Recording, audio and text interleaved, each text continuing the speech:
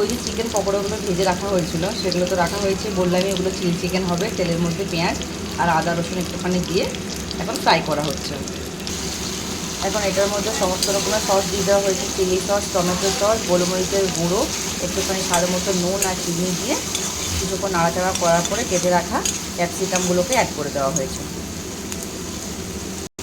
1 মিনিটের মধ্যে ক্যাপসিকামগুলোকে ভেজে নেওয়া হয়েছে। তারপরে যে আমরা জলটা দিয়েছি সেখানে কিন্তু জল দিনে চিকেন স্টক রাখা ছিল, সেটা আজকে ইউজ করা হয়েছে গ্রেভির জন্য।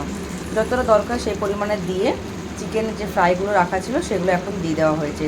টেস্টটা চেক করে নেওয়া হয়েছে, ঝাল নুন সমস্ত কিছু একদম পারফেক্ট আছে। এখন এটা বেশ কিছুক্ষণ ফুটে যাবে, তারপরে এটাকে একটুখানি কর্নফ্লাওয়ার দিয়ে নামিয়ে নিতে হবে। দেখতে এত সুন্দর হয়েছে।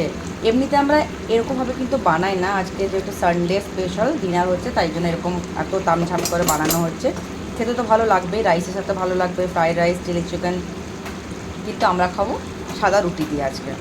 তো এই হবে খাওয়া দাওয়া।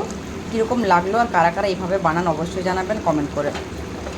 এখন এটা একদম রেডি হয়ে গেছে, আমি গ্যাস বন্ধ করে দিচ্ছি। এটাকে এখন অন্য জায়গাতে শিফট করে দেবো।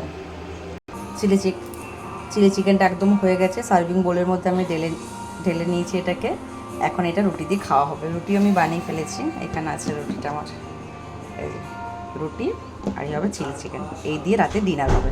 ভালো লাগলে লাইক কমেন্ট শেয়ার করবেন, চ্যানেলকে সাবস্ক্রাইব করে আমাদের পাশে থাকবেন। দেখা হচ্ছে পরের ভিডিওতে, ততক্ষণে সবাইকে বাই।